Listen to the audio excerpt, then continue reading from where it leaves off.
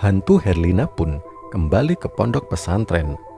Pihak pondok yang tak mengetahui Herlina sudah meninggal menerima sosok itu kembali ke pondok.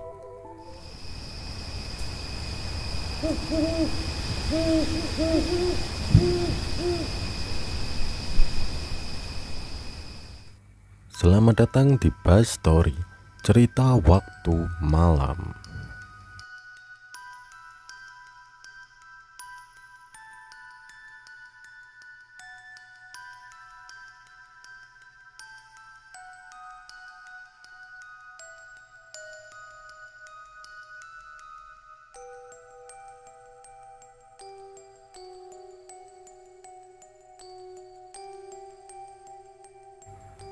Cerita mengenai hantu Herlina yang sudah menjadi urban legend dipercaya berasal dari salah satu pondok pesantren di daerah Lamongan, Jawa Timur.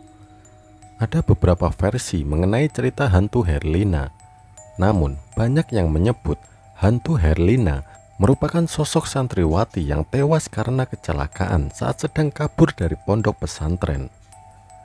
Awal mulanya, Herlina merupakan sosok santriwati yang terkenal rajin dan sangat pintar di pondok pesantren tempat ia menimba ilmu. Namun, Herlina yang memang suka membantu kegiatan di pesantren dinilai oleh teman-temannya sedang mencari muka kepada para petinggi di pondok. Herlina pun akhirnya dibully dan dijauhi oleh teman-temannya. Herlina yang merasa haus perhatian memilih untuk mencuri cincin milik pemilik pondok dengan maksud akan diberi perhatian lebih oleh pemilik pondok pesantren. Namun, bukannya mendapatkan perhatian lebih, Herlina malah disangka sebagai pencuri oleh petugas keamanan pondok pesantren saat mendapati cincin sang kiai berada di sakunya. Herlina pun diancam akan diberi sanksi yang tegas oleh petugas keamanan pondok karena berani mencuri cincin milik petinggi pesantren tersebut. Akhirnya, karena ketakutan, Herlina pun punya niatan kabur dari pondok pesantren tempat ia menimba ilmu. Namun kejadian naas dialami oleh Herlina saat kabur dari pondok.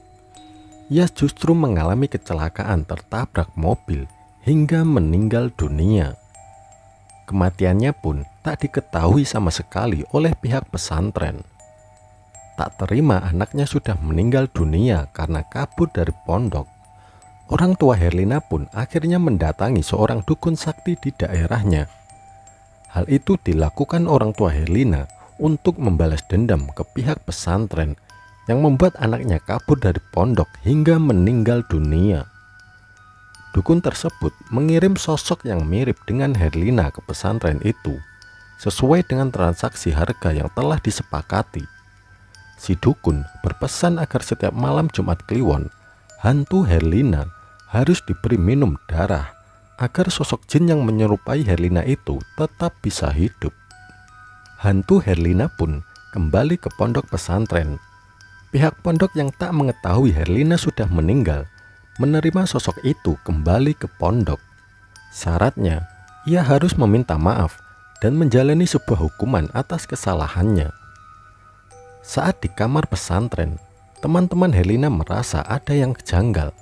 Pasalnya, Herlina terlihat pucat dan lebih sering diam menyendiri. Bahkan tas Herlina juga berbau busuk. Karena rasa penasaran, teman-temannya pun akhirnya membuka tas tersebut dan ditemukan beberapa bercak darah. Santriwati bernama Sri mengaku pernah didatangi sosok misterius diduga hantu Herlina di pondok pesantren tersebut. Sri yang kala itu tengah menstruasi mengaku tiba-tiba melihat sosok wanita mengenakan jilbab namun terlihat lusuh. Sontak hal itu membuat Sri langsung pingsan karena kaget melihat sosok misterius tersebut. Pada suatu malam, Herlina meminta pengurus pesantren untuk mengantarkannya ke kamar mandi. Tapi setelah 2 jam, Herlina tak kunjung keluar dari kamar mandi. Pengurus pesantren dan beberapa temannya pun terpaksa mendobrak pintu kamar mandi itu. Ketika pintu terbuka, terlihat sosok wanita berpakaian merah bertaring yang sedang tertawa. Orang-orang yang mendobrak pintu tersebut pun akhirnya berlari ketakutan dan melaporkannya ke Pak Kiai. Dengan segala keilmuannya, Pak Kiai berhasil menangkap hantu itu dan mengurungnya ke dalam botol serta membuangnya sejauh mungkin. Kejadian itu membuat pihak pesantren baru mengetahui jika Herlina telah meninggal dunia. Pak Kiai dan pengurus pesantren pun mendatangi rumah Herlina untuk memastikan kejadian yang sebenarnya. Sang Kiai dan para pengurus pun akhirnya meminta maaf kepada keluarga Herlina karena telah lalai menjaga anak mereka.